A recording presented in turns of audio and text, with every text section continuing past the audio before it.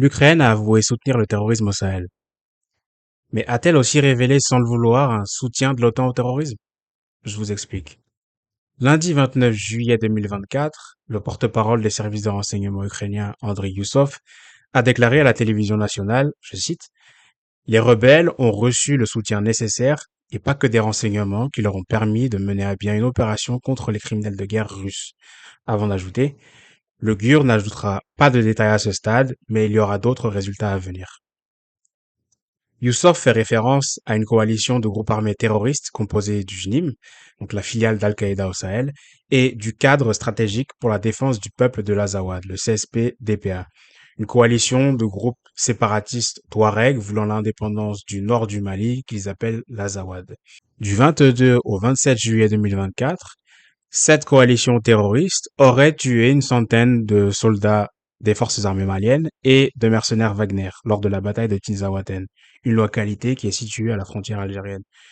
Cette déclaration est corroborée par plusieurs articles de la presse internationale. Un jour avant la déclaration du porte-parole des renseignements ukrainiens, Russia Today révélait qu'un mercenaire de Wagner, opérant au Mali, du nom de Nikita Fedyanin, affirmait avoir les preuves d'un soutien des renseignements ukrainiens à des militants séparatistes touaregs, dont des photos d'un instructeur entraînant des groupes armés terroristes au Mali et d'autres preuves montrant que au moins 2 groupes armés auraient été entraînés au maniement de drones en Ukraine. Le 2 août 2024, Le Monde va révéler également que non seulement les renseignements ukrainiens exploraient une coopération avec le CSP-DPA, et l'aurait entraîné au maniement des drones artisanales en Ukraine, mais aussi qu'un commandant du CSP a admis avoir des liens avec les Ukrainiens, et je cite, mais de la même manière que nous avons des liens avec les Français, les Américains et d'autres. Fin de citation. Enfin, des images révélées par le Kyiv Post, un média ukrainien, le 30 juillet 2024, montrent que des militants du CSP-DPA posent au Sahel avec un drapeau ukrainien. Et donc la déclaration d'Andriy Youssov et les révélations de la presse internationale posent plusieurs questions. Depuis l'invasion russe de l'Ukraine, Kiev va se positionner comme légitime au regard du droit international et va systématiquement diaboliser la Russie pour attirer la solidarité de la communauté internationale et également pour obtenir l'aide militaire de l'OTAN. Mais dans le même temps, elle admet fièrement soutenir le terrorisme au Sahel et violer l'intégrité territoriale d'un autre État. Donc ça paraît complètement contradictoire. Et ça pourrait aussi aller à l'encontre de ses intérêts, en principe. Puisque depuis le début de la guerre en Ukraine, Kiev va se montrer très dépendante de ses partenaires de l'OTAN pour obtenir des armes lourdes, de l'entraînement, du soutien militaire et du soutien en renseignement. Et donc, d'après les données de Statistica, du 22 janvier 2022 au 30 juin 2024, l'Ukraine a reçu un total de 103,83 milliards de dollars d'aide militaire de l'OTAN. Plus de la moitié était issue de l'aide militaire des États-Unis. Et donc le total de l'aide militaire de l'OTAN en seulement 2 ans représente le double du budget total de la défense ukrainienne sur les 30 dernières années, donc de 1992 à 2022, d'après les données de la Banque mondiale. Et donc, compte tenu des besoins urgents de l'Ukraine sur le front de l'Est et de sa dépendance à l'aide militaire atlantiste, il paraît assez contradictoire que l'Ukraine puisse transférer une partie de ses armes lourdes, former et fournir des renseignements à des groupes armés terroristes au Sahel. Et ça, de manière autonome et sans que l'OTAN soit au courant. De la même manière, si l'OTAN est cohérente avec sa politique de lutte contre le terrorisme, on aurait dû constater des déclarations condamnant le soutien de l'Ukraine au terrorisme et aussi une baisse significative de l'aide militaire allouée à l'Ukraine dès l'annonce d'Andriy Youssov. En ce sens, la déclaration d'Andriy Youssov va complètement à l'encontre des intérêts ukrainiens du moment, puisqu'il risque de générer une baisse de l'aide qui mettrait assurément Kiev en situation de difficulté dans sa guerre contre la Russie.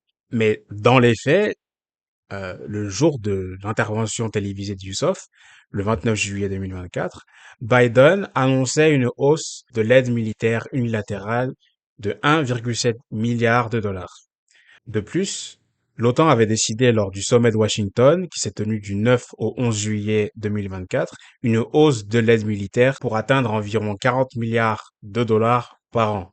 Le but de l'aide officiellement est de permettre à l'Ukraine d'acquérir les capacités nécessaires à déjouer l'agression russe et à dissuader toute agression future en développant de manière soutenue ses capacités de défense et de production militaire.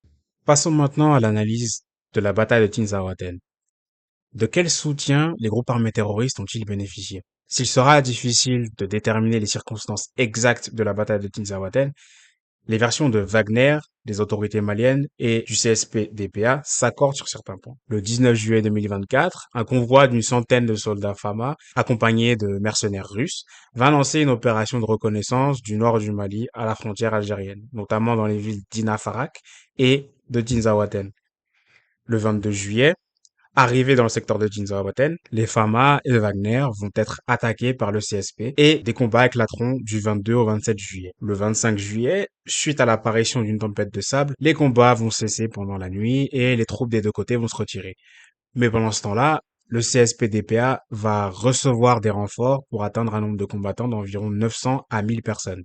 Si ce n'est affirmé dans aucune version, on peut en déduire que pendant la pause, le CSP en a profité pour identifier les positions du convoi Fama-Wagner, car c'est à leur initiative que les combats vont reprendre le lendemain matin. Et donc l'attaque surprise va causer des pertes importantes aux unités Fama-Wagner et les forceront au repli vers Kidal. Le 27 juillet, alors en plein repli vers la ville de Kidal, à hauteur des montagnes de Tingamera, une embuscade va être tendue par le JNIM avec l'appui du CSP. La route va être semée d'engins explosifs improvisés et leurs explosions vont sonner le début de l'assaut final.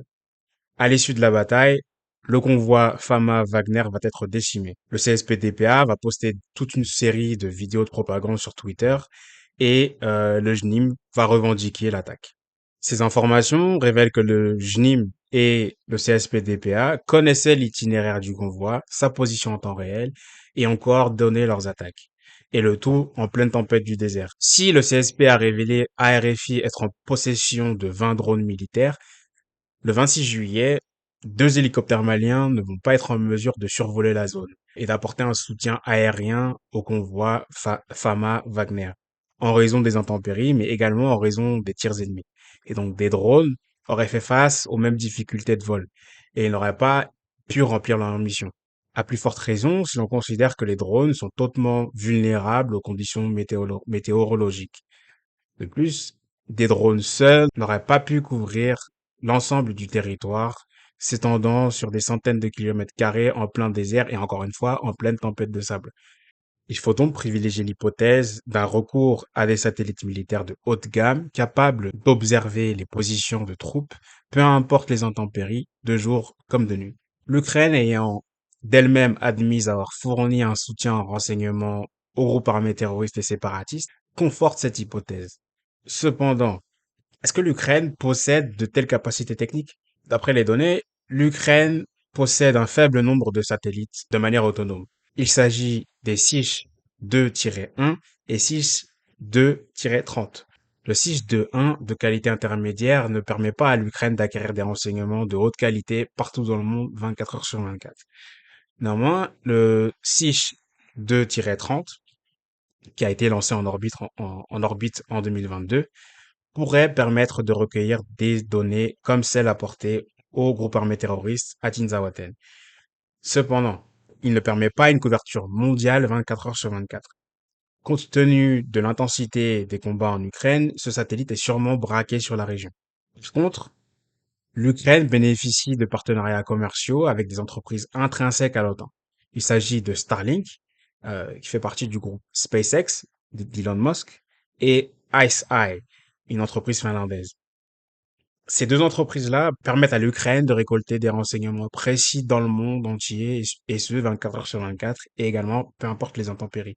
De ce fait, si l'Ukraine a fourni des renseignements au JNIM et au CSP-DPA, il est improbable que l'OTAN n'en ait pas été informé ou n'ait pas participé directement à une telle opération secrète.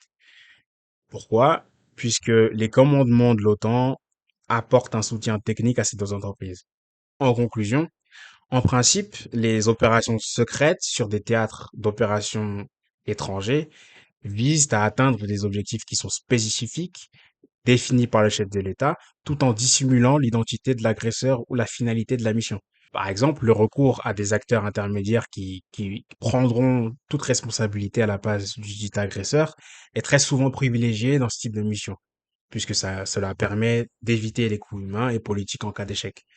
C'est dans cette démarche que les États-Unis, le Pakistan et l'Arabie Saoudite ont financé, entraîné et armé les moudjahidines afghans, ou que la Russie emploie Wagner en Afrique et au Moyen-Orient. Ainsi, en déclarant avoir contribué à la victoire de deux groupes terroristes et séparatistes contre le convoi Fama Wagner à Tinzaouaten, Andrei Youssov révèle au public des secrets qui sont censés être d'État. Et donc, c'est un comportement qui est de facto suspect. Dans mon article sur la question, qui s'intitule Mali, que cache le soutien de l'Ukraine au terrorisme, je suggère qu'il s'agit en réalité d'une opération psychologique de l'OTAN. Donc, une Psychological Operation, ou bien PSYOP en anglais, est une opération secrète dont le but est de disséminer des informations qui peuvent être vraies, fausses ou partiellement vraies, dans le but de provoquer des réactions comportementales chez les audiences cibles. Ces comportements vont permettre à l'État agresseur d'atteindre des objectifs qui sont spécifiques et prédéterminés. Elles ont été conceptualisées par le département de défense des États-Unis dans plusieurs documents appelés les Field Manuals depuis les années 50.